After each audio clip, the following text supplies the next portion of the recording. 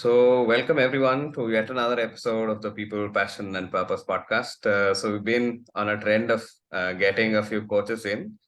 The last episode was with a tennis coach. Then, from tennis to evolving into the other side of coaching, coaching leaders, coaching people. And I'm very interested to learn about what Shilpa has been doing and what she's done so far.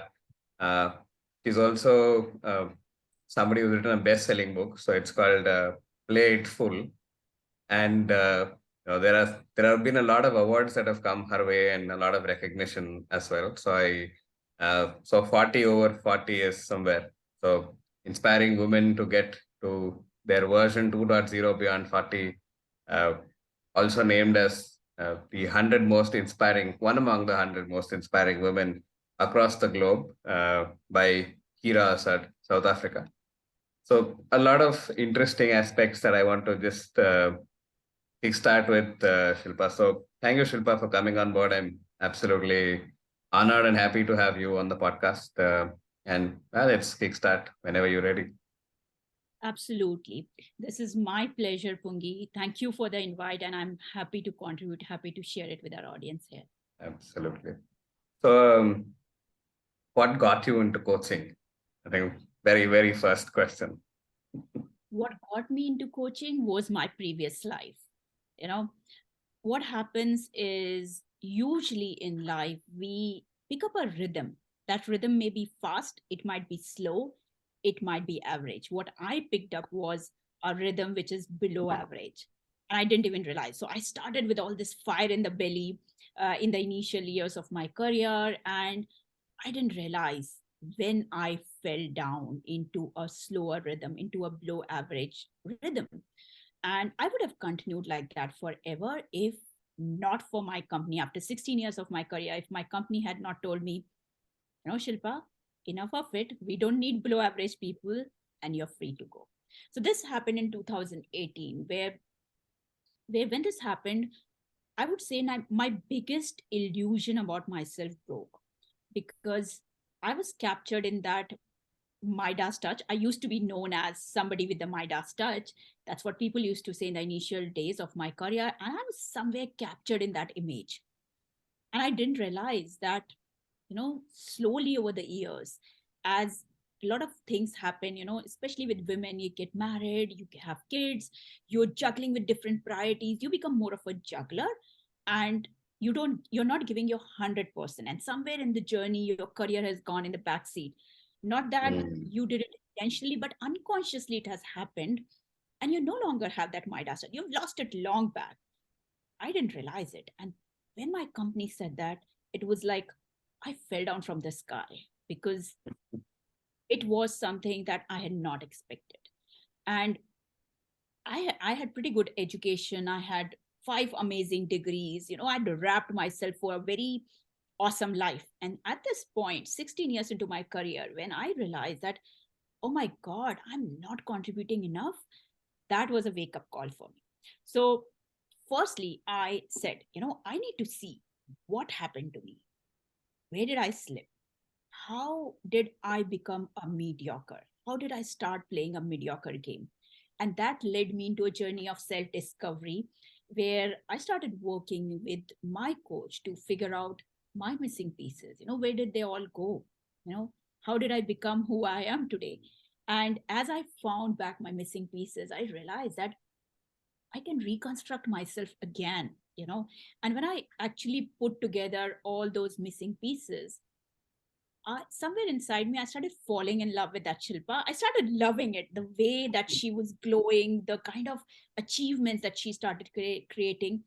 And in that time frame only, I thought, if I could do it, other people can, because my eyes started spotting a lot of other people who were operating as I was operating in those 16 years.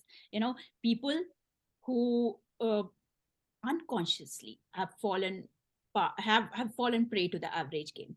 And that's what led to my journey as a coach, where I said, I've done it, I've filled my cup, now it's my time to give back to the community, to give back to the people. Because when these people get out of that mediocre zone and they start creating wins one after the other, life would come full for them. They would become alive, and they will feel that they're actually creating something that they are proud of. So that led me to my to what I do currently as a coach for mid-career professional, helping them create the next big thing in their career. Wow, fantastic. When you were sharing, I could actually build a mental picture of how it was, to what happened, how you came through. Um, Fantastic in terms of the story that you have, the investment in terms of investing in yourself and giving back after you reached to a point. Uh, what's the biggest joy that you get in being that coach, being that enabler? The biggest joy, wow, first time somebody has asked me this. And the joy it gives me is, I mean, it's very fulfilling. It is one thing when you are playing your own game.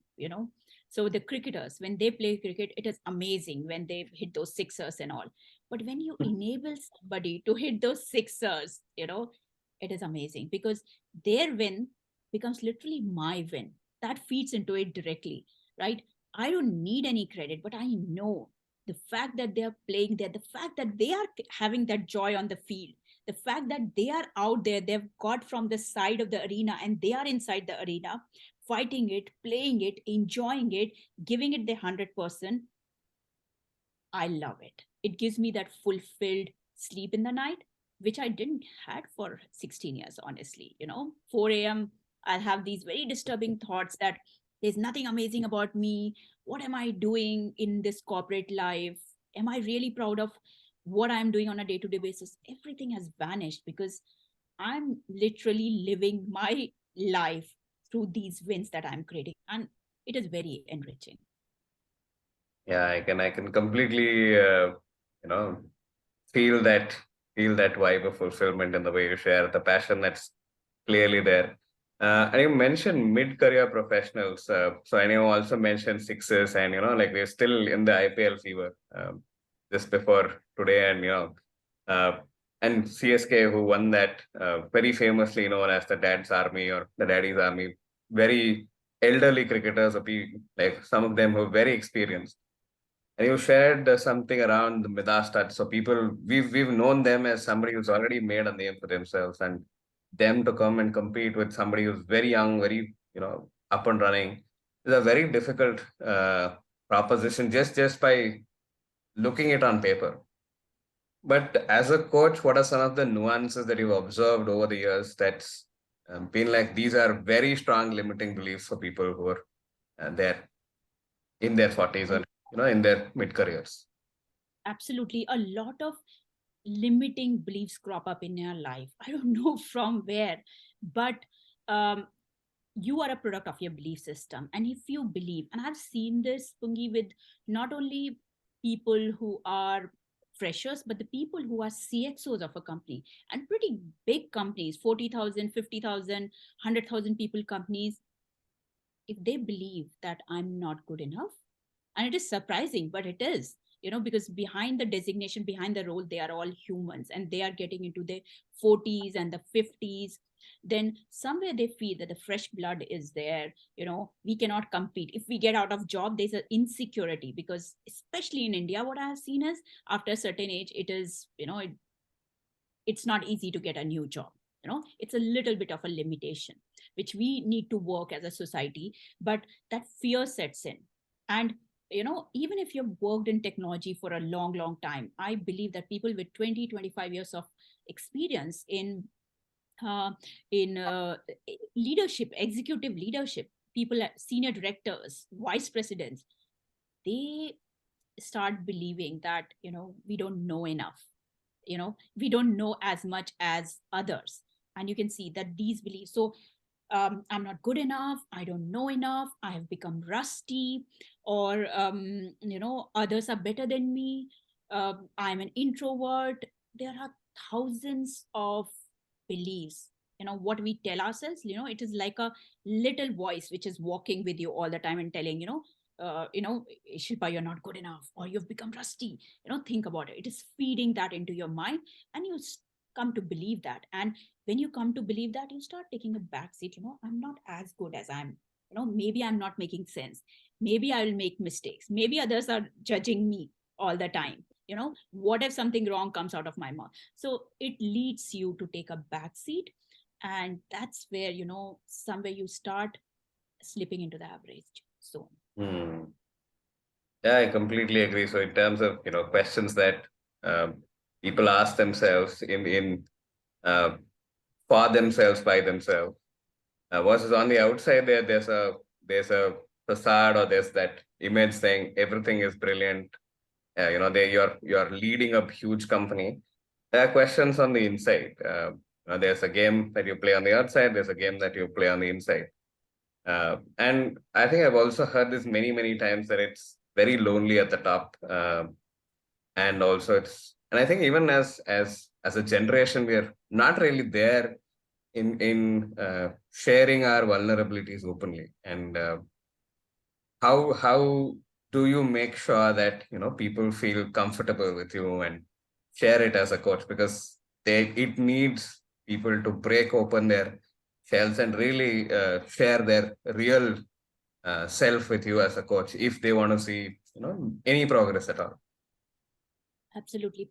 So, when first of all, I want to just take your statement where you said it is lonely at the top. What I have realized, Pungi, is it is actually not. It Mm-hmm. is not. Do it the right way. You know. So, in the last few years, since 2018, I had an opportunity to rub shoulders with the super successful people, with the Olympians, with people who have done amazing things in their life, and they do it consistently. And I see, it's just a perception that people are lonely at the top. I believe that they are taking their family along. They have got Mm-hmm. that proximity where people are uplifting. Just that some of us have failed to do that. That's why we are saying it's lonely at the top. It's it's not lonely. It's just that those people are a little choosy about who they want to be in their proximity, Mm-hmm. right? So that's one thing. Now, coming back to your question about how do they open up, I believe that behind that role, behind that designation, is just another human sitting, right?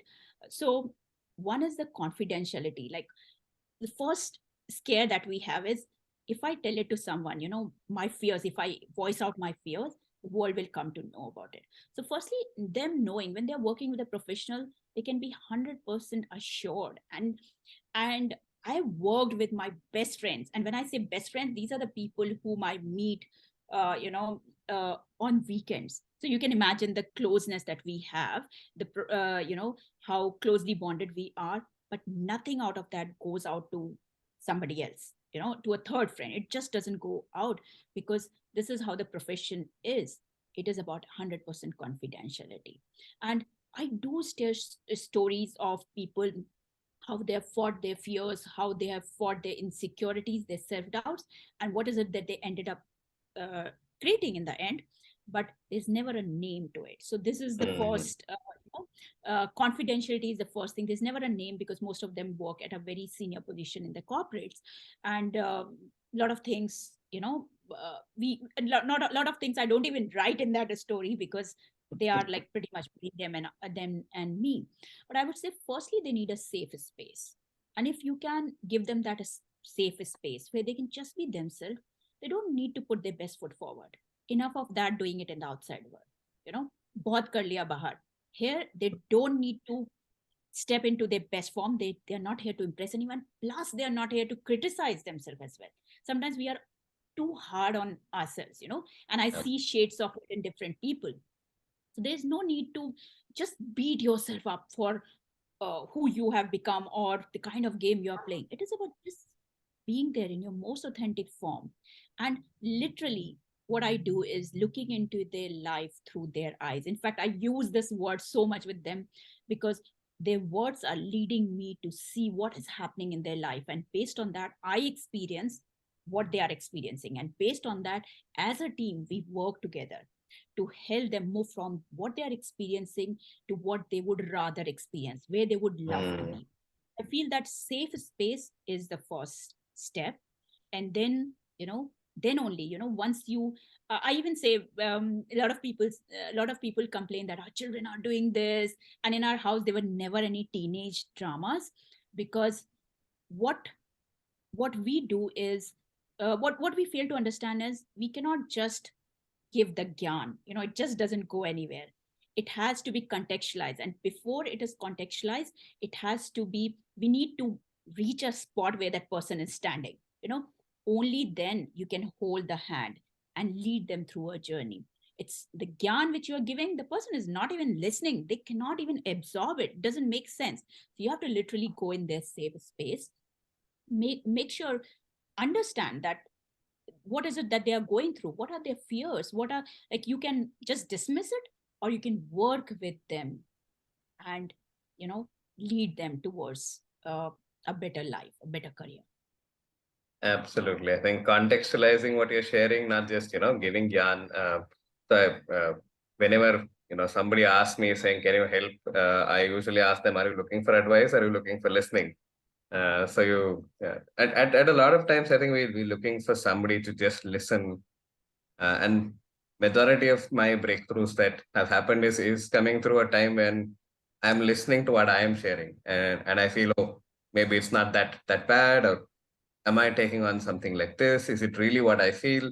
There are a lot of such spaces for us to reflect, share. And if family comes along the way and you have somebody, who you can just be yourself with, I think it's a brilliant space for everybody to be.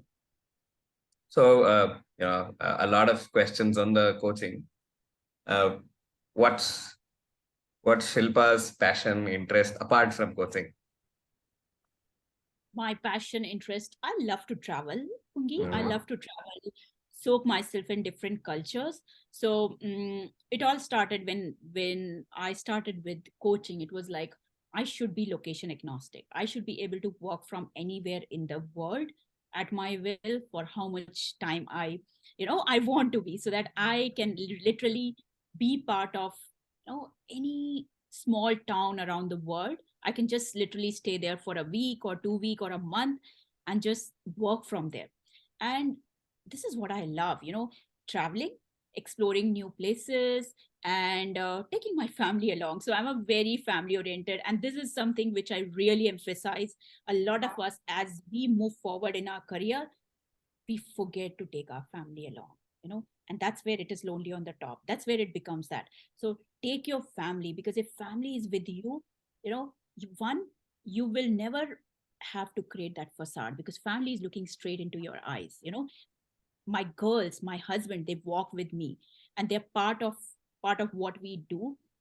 So we can every day get up and look into each other's eyes and say, we're doing good or we are not doing good. So there's an element of truth when you don't have to live that facade. So I love to travel. I love to spend time with my girls. My husband, he's also a coach, and we love to spend time with each other. So literally with coaching, we have married once again, taking our marriage to the next level, where we understand each other more, and we are literally you know growing growing with each other. Basically, it's mutual growth together, walking the path, and that makes it fun. So yeah, so you also partner with people in terms of coaching, and your partner is also a coach. Yes, yes, absolutely. Lovely. And traveling anywhere and being coaching for basically working from anywhere is a gift. Post 2020, it's become a gift for a lot of us. Yes. Traveling gives its own set of space in terms of food, culture, traditions. Uh, very very amazing stuff in terms of you'll get to learn a little bit about yourself. And uh, on that note, what are some of the things that you've unlearned about yourself? Maybe your version 2.0 to 1.0. What's the delta?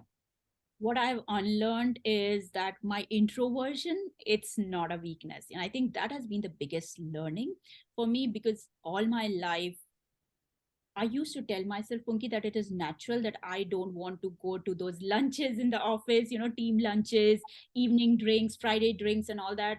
And I would say this is not my thing. I would rather go home early. I don't know how many people are able to resonate with me, but I used to literally think that I would rather finish my work and go home early to my family rather than going and, wasting my time with that. Then I realized that my introversion actually had made it an excuse to not go out in the world because this was my comfort zone. It was a well that I had built to keep myself safe. I don't have to talk to those people. And if I don't have to talk, I don't have to prove anything. I will just be happy doing what little stuff that I'm doing, little bits and pieces. So I created those walls. And I didn't realize that those walls were keeping me safe, but they were also blocking a lot of love, a lot of growth, a lot of progress, a lot of emotions, a lot of friendships, relationships, connections, proximity. And when those walls broke, and it took time to do that, I was amazed by what it treated me to. I always thought that I fumble while speaking, and I still do. But even with my fumbling, I have been to TEDx 3 times. I've spoken on that stage. I coach people, and I realize that it is not about being the best speaker. It is about doing things with passion, giving it your all, doing things with your heart. And it can create the result like you can't even imagine. So you surprise yourself every day. So I think my introversion, which kept me in a corner of a floor, whether it was Deloitte, whether it was Tech Mahindra, whether it was the startups that I worked for, Westpac, I was always invisible. Somebody who was the extra one, somebody whose existence didn't even matter, somebody who was the last in the queue, somebody who was given tasks which the rest of the team would not even want to do. And she was doing all those little bits and pieces, feeling amazing about what she was doing. But actually, she was an extra burden on. She was there, invisible, not known, no relationships. Obviously, I had to. I had to fail. Obviously, I was leading myself to that. So when I let go of that excuse of introversion and rather made it my strength, that I'm an introvert, which means that I connect with people, you know and I speak from my heart. I may speak less things, but what I say, it makes a difference. I think that was a big aha moment for me. Fantastic. So yeah, I completely agree that I think there was another TED talk around the power of introverts, uh, what we can do in an organization or general setup of where we are. I also am was an introvert. I switch between introverts, extroverts whenever I want to. Uh, I completely subscribe to that idea that uh, what is what you feel is a thing that's holding you back could actually be looked at a way in which you can really reverse the way you're looking at it and look at it as a strength. And since you already shared in terms of the TEDx space, so how's that experience? I think I also want to talk about Playful as well. So you can take it in whichever order you want to answer it. Absolutely. So TEDx, it was a dream come true, especially for an introvert like me. When the first TEDx was there, so it's amazing. But I got this visualization in the shower. So one day I was in a shower and I visualized that I'm on this stage. There was no name for the stage, but there were thousands of people in front of me. It was dark. My family was there in the backstage giving me flying kisses. My coaches were sitting in the front seat. And I had this very intense visualization. And there was blue light, you know. And somewhere in that moment only, I think I said, I need to go be on that stage. And it happened, I think, within a year, or maybe a little more than a year. It happened. So I was on that stage, literally living that thing. So that visualization was so strong. Everything was as per that, except the blue light. There was a red light, because I didn't realize at the time that TEDx light is red. But that was the only difference. The voices were the same, the claps were the same, what I was feeling standing there was the same. So that's how the experience was. And then came, you do it once, you realize it's not that difficult. you know there are enough TEDx events happening, and if I have a good idea, there are people who are ready. They don't want the best speaker in the world. They just want somebody who can pass on a message with a story, with a powerful, with powerful illustration. That's all they are looking for. And even if I fumble, it's fine. So that led me to my other two TEDx talks. One is about introversion, and the other one is about interviews. And yeah, so the third one is yet to come because I just gave it in Philadelphia this month. But yeah, it has been amazing to see that uh, the first win is always difficult, but then after that, what you have to do is just replicate that model, and you can recreate those wins because you are not giving way to any of the excuses that you were clinging to so far. Absolutely. I think once you do it, you realize that it's not that difficult. That's a game changer. Absolutely. And then going back to your question about plateful, see, I didn't forget. So plateful is about um, you know, coming from mediocrity, and my mission is murdering mediocrity.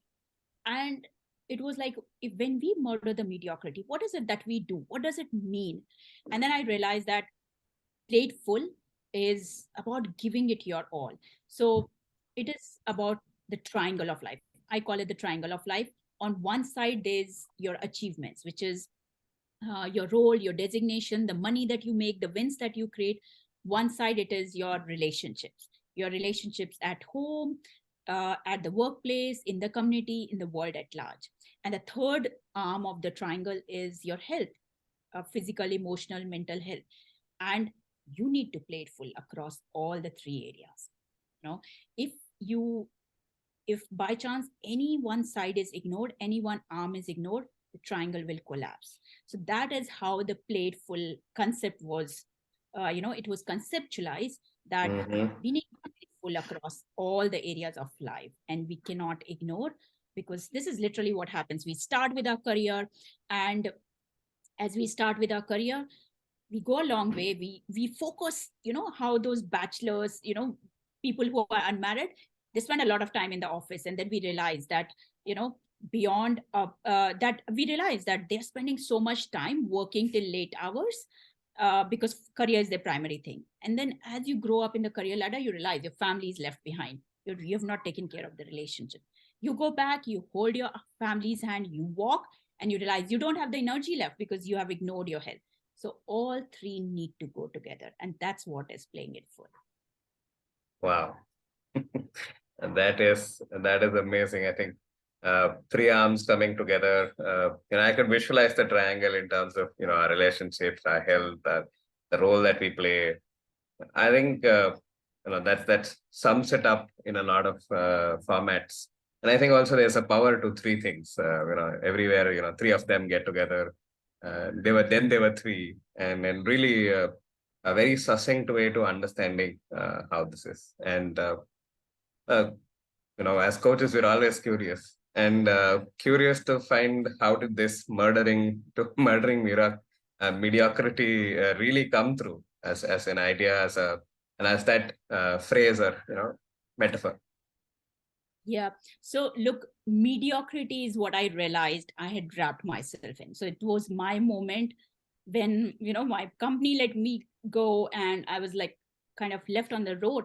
What happened? It was that state of shock. And then I realized mediocrity is what I had become part of, a mediocre game. So that's where mediocrity came. And then when I was looking for a very, very strong word of what do we do about this mediocrity, and I remember listening to a podcast.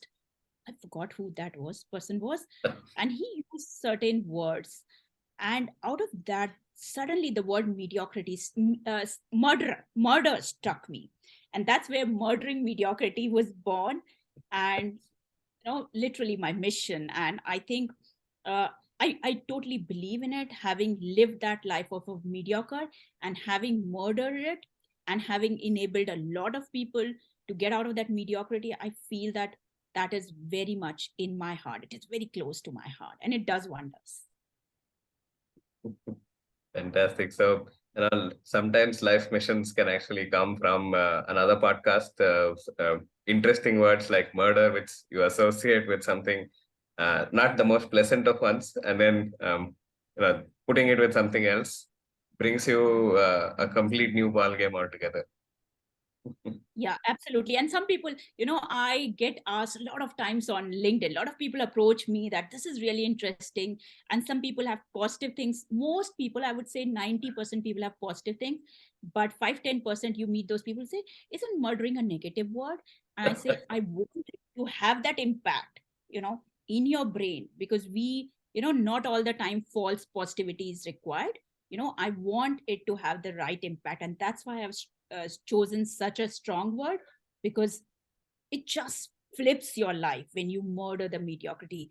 No other word I could think. The only word I can think about is crush, but nothing as close to murder. It's the strongest word that I could have chosen. Absolutely. I think it invites people to look at it the second time, saying, "Hey, what's this?" Absolutely. So, Hmm. yeah. So, Shilpa, we've had a very, very interesting set of conversation, and uh, in terms of, maybe around 3 or 4 minutes left for us in the conversation. If you had to share some of your thoughts to the audience in terms of whoever is looking at murdering their own mediocrities, what would you share? What I would say is, it is just get hold of your time. 9 to 5, a lot of people will say that's not in my control. But what do you do after 5 to the 9 o'clock in the morning?